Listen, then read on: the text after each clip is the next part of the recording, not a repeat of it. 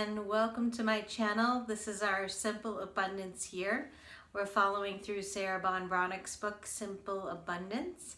And my name is Carolyn. I haven't talked to you guys in so long. This might have been the longest interim between two videos. But if you follow my channel, you know I'm moving. I've been saying that for so many months now. But this is officially my last video in the place that you know I love and that I've shared with you this year. And I'm gonna be saying goodbye. And today's topics, because I'm gonna catch up on a couple that I hadn't talked about yet, they really tie in with some things that I personally need to hear right now, because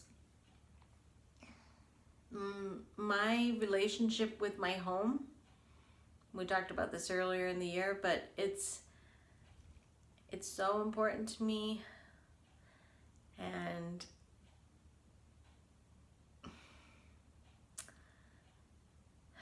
leaving this current place, I feel like I'm closing a chapter. I'm gonna try not to leave a part of myself here. So I'm holding it together at the moment, but I've definitely been having a difficult time. And I can't say I'm excited about this move, but I'll try to make the best of it. And the next time you see me on video, then I'll have a different background. Anyway, back to Sarah's words. Like I said, some of these are just perfect for right now, for me anyway. So on October 14th, she talked to us about the ultimate result of all ambition. So we've been talking about success. We've been talking about ambition. We're talking about what are we doing this all for, right? And she asks that question because she makes a good point that we work so hard and we just want to be happy at home, right? But we're hardly home because we're working so hard or we're out doing stuff. So she wants us to consider the thought that the ultimate ambition is to be happy at home. Let's hear what she says about it. Engrave this truth on your consciousness. Lay the track deeply so that even when you're on your own version of automatic pilot, you'll be homebound inward. Write it on the palm of your hand. Sneak a peek at it 3 times a day. Mutter it under your breath before attending a budget review that starts a half an hour before the children need to be picked up. Before agreeing to entertain out-of-town clients on your anniversary, before answering emails on Sunday or leaving voicemails at midnight. What is the ultimate result of all ambition, she asks? You know. Inscribe it in your heart. Say it out loud when you get up and just before retiring. Make it your mantra.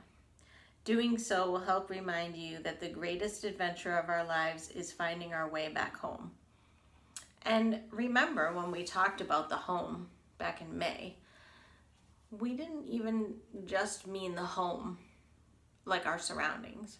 We meant the home for the soul. So actually, as I'm saying that, I need to hear that also, because I may be leaving these surroundings that I love, but I'm still taking myself with me. We talked about that as well. What do you guys think about this suggestion that the ultimate ambition is to be happy at home? Do you think that she doesn't suggest this, but do you think that means being mostly at home, like working from home? What do you think she means by that? She doesn't really qualify that.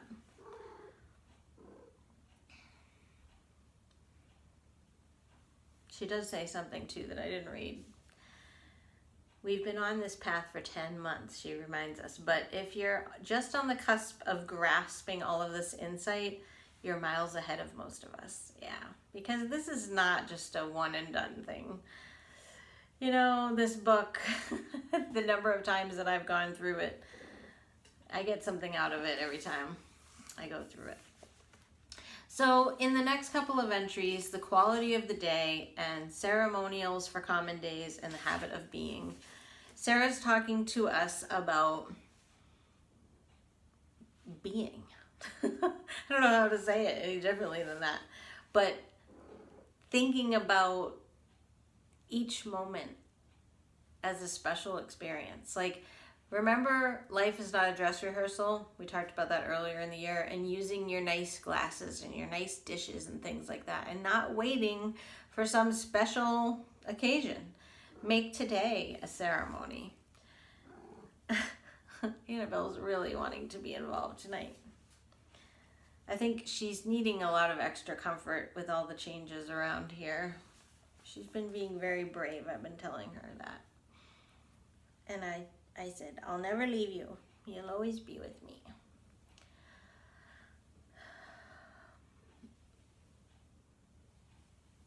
Remember we talked about being an artist of the everyday? She says, artists of the everyday excel in elevating the simple to a level of sacred. You can use whatever you have on hand, a meal, a conversation, humor, affection, to create comfort and contentment, to put a positive spin, if not on the overall quality of the day, then on critical moments of life. For some times now, I've been conducting a top secret experiment with life, as Thoreau, because there was a quote from Henry David Thoreau, suggests that we do. I wanted to see just how much influence I really had on the day's character. So for the first words I speak in the morning, she says, thank you for the gift of this wonderful day in this body and this life. And then these are some of her findings that she's found in this secret experiment that she's been doing. All days are wonderful in direct proportion to the creative energy installed in them. No investment, no return. Even lousy days possess hidden wonder. Sometimes all you need is a moment of attitude adjustment to shift your perception of an entire afternoon and move forward into a pleasant evening. Weather does not seem to affect the experience.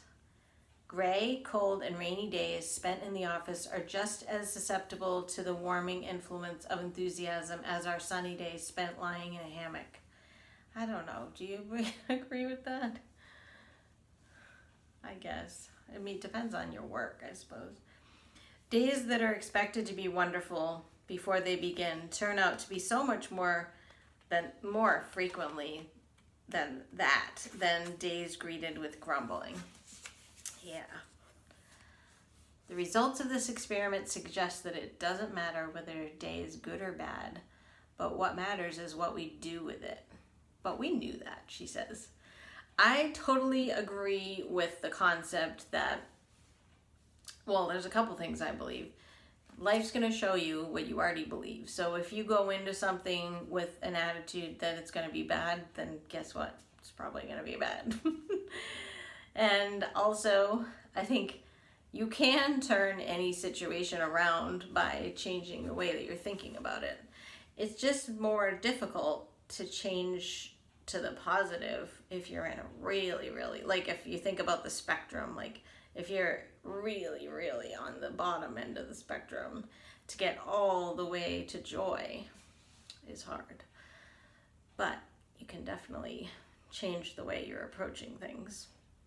Something that I'm working on a lot, and I have to use my journal a lot to get myself there. Look back at one of my videos back from March about my affirmation deck, because I talked about not only affirmations but about getting up to speed and to the vibrational essence of something more positive and reaching for the best thought possible. Those are some things to consider.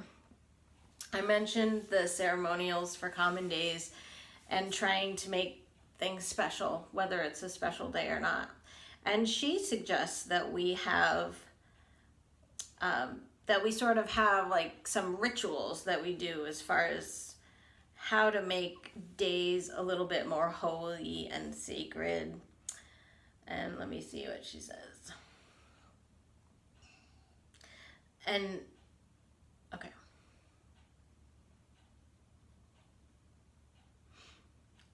The best way to renew our sense of the sacred is through personal rituals. There is actually a book called Ceremonials of Common Days, and that was written in 1923 by an author named Abby Graham. There are numerous holidays throughout the year, falling just when we need cheering up. Yeah, so some of these are older holidays too. We actually do most of our living among the common days, taking them for granted just the way we do the people we love. Yet myriad occasions during the course of each day cry out for consecration. A liturgy of commonplace moments ripe for personal ritual might include sipping the first cup of coffee, putting on one's public face, eating at one's desk, window shopping, crossing the threshold at night, changing into comfortable clothes, hearing the sound of a loved one's homecoming footsteps, sitting down to a simple meal, being paid, traveling, sharing a laugh or a confidence, or both, indulging in rainy day reveries, curling up to watch something at home, sleeping late and having breakfast in bed, starting a good book, losing 5 pounds, having a good cry, and so to bed. There is no shortage of common day ceremonials waiting to be enjoyed, only weary imagination in need of inspirational transfusions. So all of those things that she just listed off, they're kind of commonplace, right? But if you're savoring each little thing, like what she said about the loved one's footsteps, that's pretty cool. It took me there for a second. I was thinking about that, like anticipating someone's arrival or them coming home. Yeah, I could see that. And then the habit of being takes this just a little bit further. And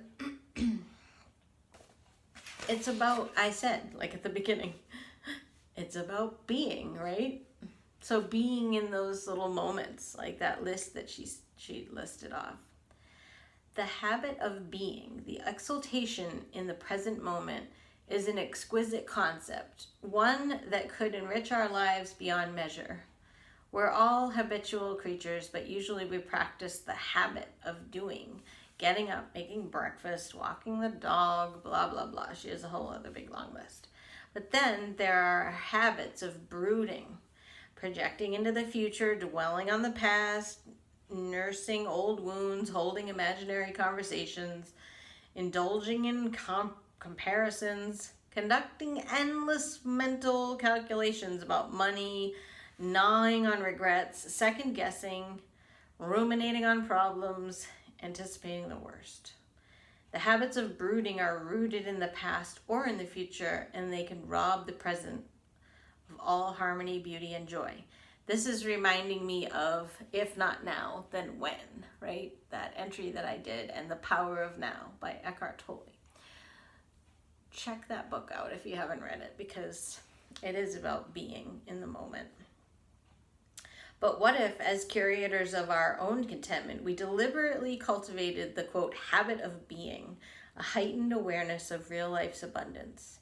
The habit of being is a grateful appreciation for the good surrounding us, no matter what our circumstances might be today. What if we knew there was always going to be a simple pleasure to look forward to every few hours? What if you made sure there was? How do you think you would greet the day? Once you commit to cultivating the habit of being, nothing in your daily round will lack meaning, because you'll discover that the meaning is within you. Okay, so this is reminding me of, and again, we've been on this journey for 10 months, so if I reference things from the past, it's because we've talked about a lot of things. So sometimes there are repeats, but this is reminding me of my journal entry from way back in January, where I told you that I always make a list of what I consider to be my little simple pleasures. And every month Sarah has our joyful simplicities to be thinking about. But I have certain little simple pleasures, and I also have that second list, the things that fill my love tank, right? So we did have a challenge in, I think it must be in the old book because we haven't come across it here, but we did have a challenge from Sarah at one point in another entry to try to put little things like that. Maybe even if it's just one thing each day. Maybe it's even like I've mentioned to you guys that I like, you know, my little kombucha drink is like my special little drink. So maybe it's just getting to have one of those. Are you going to be looking forward to it for hours and hours? Probably not like something really exciting, but if you can make your habit of being more about these small little moments that you enjoy, then it will make life feel more meaningful and full, right? All right, and the last entry that I'm going to talk about today, and it also ties into what I'm going through, is choice. It's just called choice. And she makes a point that everything that we're going through in any moment is because of a choice that we made at some point in our lives. Oh my goodness, she is just so wanting attention. You may not realize it, but your life in this exact moment, it doesn't matter who you are, where you are, who's getting ready to jerk your chain. It's a direct result of choices you made once upon a time, 30 minutes or 30 years ago. Our choices can be conscious or unconscious. Conscious choice is creative, the heart of authenticity. Unconscious choice is destructive, the heel of self-harming. We live in a world defined by duality, light or dark, up or down, success or failure, right or wrong, pain or joy. This duality keeps us in perpetual motion.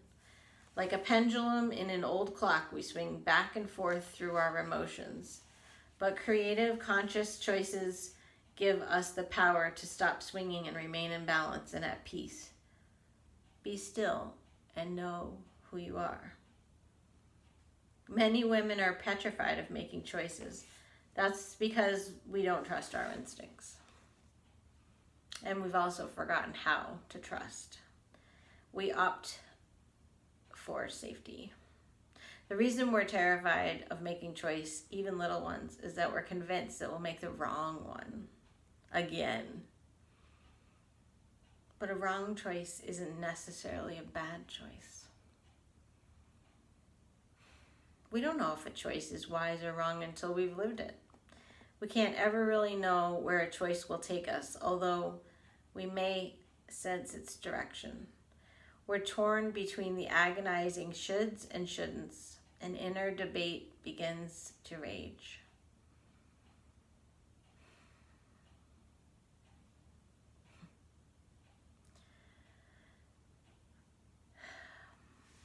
The end of that entry, I'll just read it. I wasn't going to read it, but why don't we do that for the rest of the day or just sleep on it? You know, and that's because there's a writer, Jeanette Winterspoon, that says, I have a theory that every time you make an important choice, the part of you left behind continues the other life you could have had.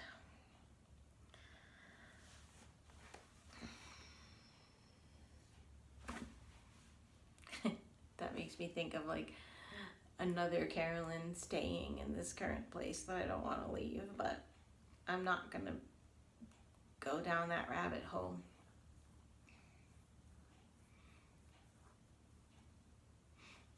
And I can't act like a victim because I have made choices that I have to live with. So I hope you got something out of this video. I just feel all over the place. It's probably because my life is all over the place, and that was a bunch of different sort of entries. Hope you'll leave me a comment. I don't know when I'll see you again.